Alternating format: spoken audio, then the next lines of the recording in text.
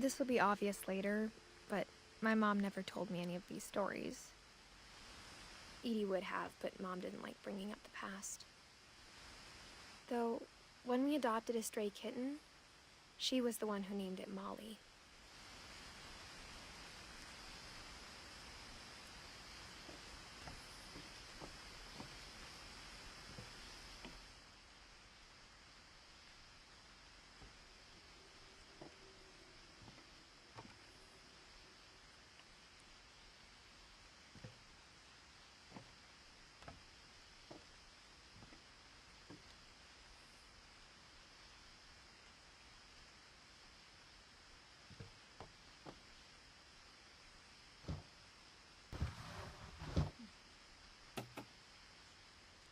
I spent a lot of time in Great-Grandma Edie's room.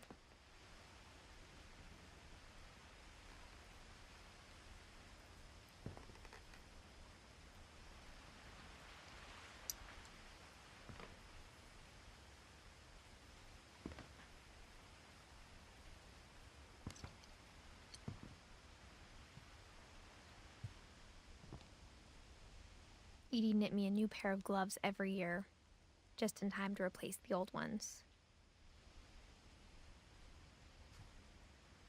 Louis died a week before we left, but Edie had already started to memorialize him.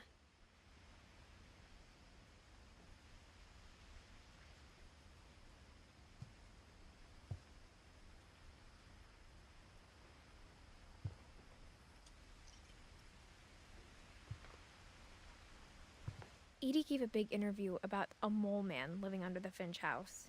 My mom was furious.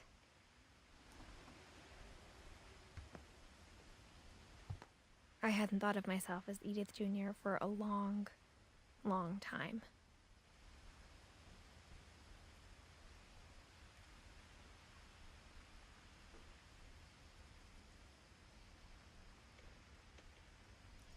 One summer, they evacuated the island, but Edie refused to go.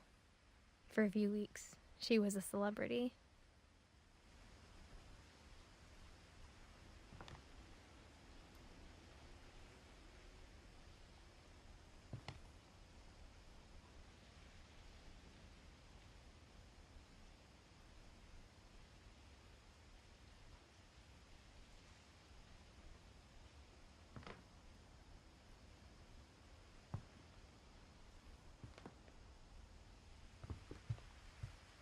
When Edie told people Sven was killed by a dragon, she could also have said he was building a dragon-shaped slide that collapsed. She could have, but she didn't.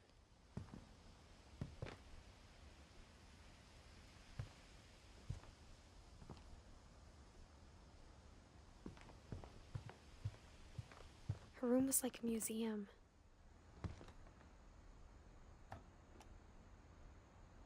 For 500 years, the Finches have been famous throughout Norway for their fortune and misfortune.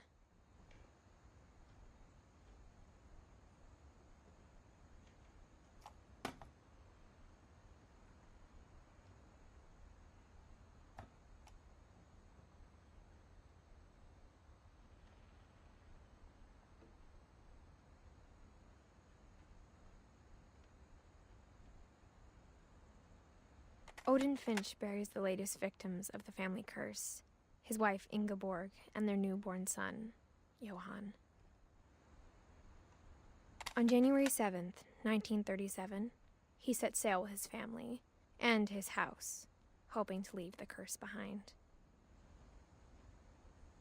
But 40-foot waves off the coast of Washington send the house and Odin to the bottom of the sea. Odin's daughter Edie, with husband Sven and baby Molly, step ashore on their new home, Orcas Island. Odin Finch is the first to be buried in the new family cemetery. His daughter Edie is already dreaming of a new Finch house.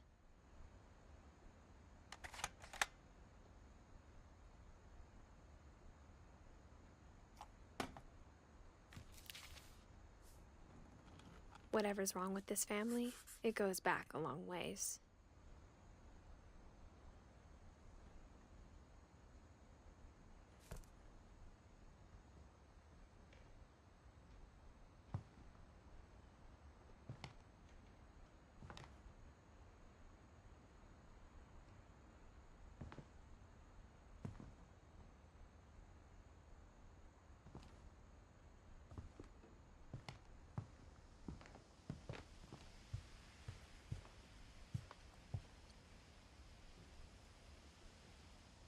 even in her 90s.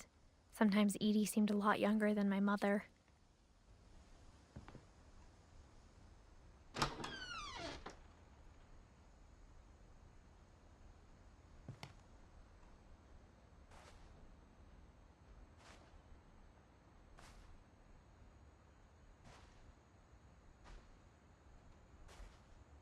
The only trace Grandpa Sam's first wife, Kay, left on the house was the pink bathroom.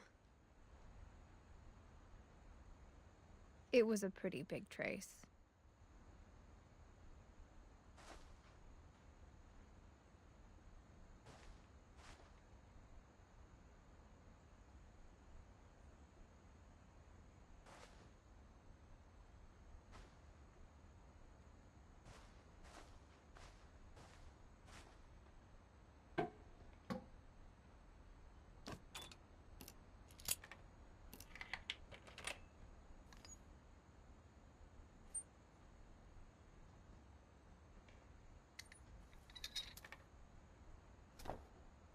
There's a secret in this bathroom. It's in the last place you would look. It isn't in the cupboard. It's hidden in this book.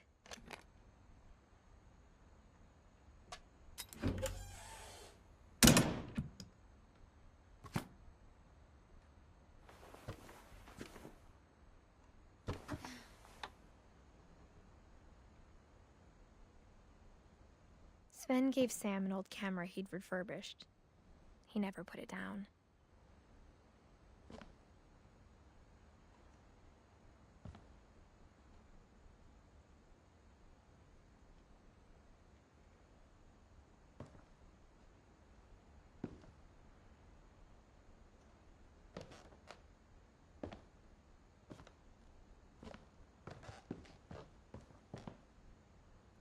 From the paintings on the wall, it was clear my brother Milton had been here before me.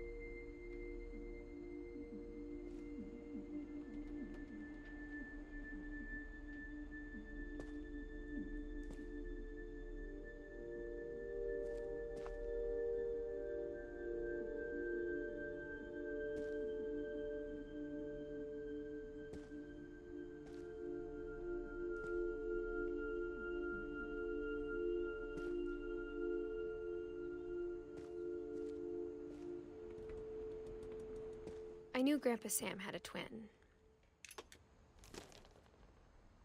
and that he never talked about him.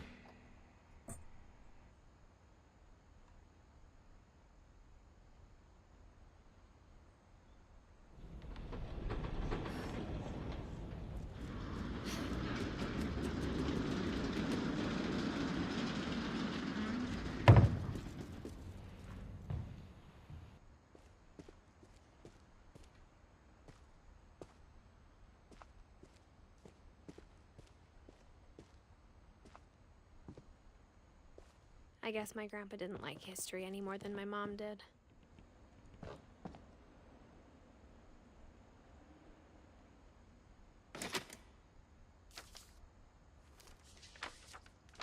How I Want to Remember My Brother by Sam Finch. The thing I remember is that when he made up his mind, that was it.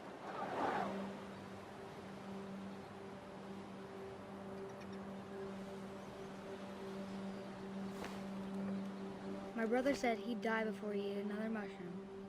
And he did.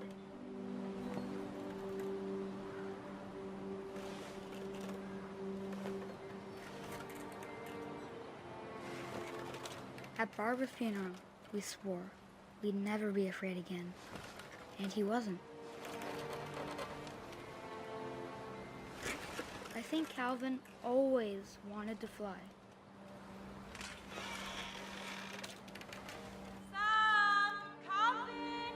Dinner's ready! Coming! But that day, he finally made up his mind to do it. I told him going around was impossible.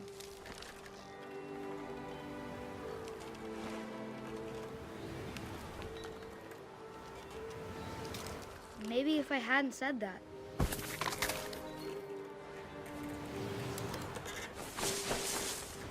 Calvin! I'm not gonna tell you again! Maybe if the wind hadn't picked up.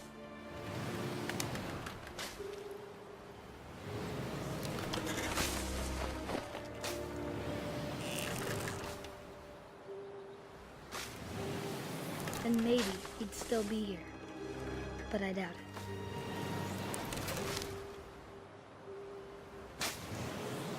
I think he'd already made up his mind.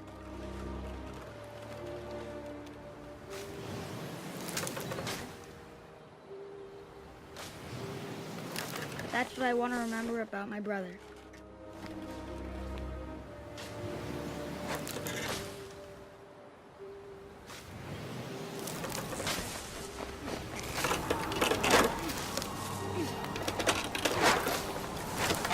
The day he made up his mind to fly.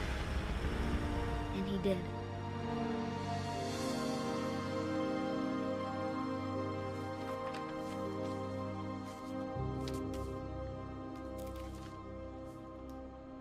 Calvin's story felt strangely familiar.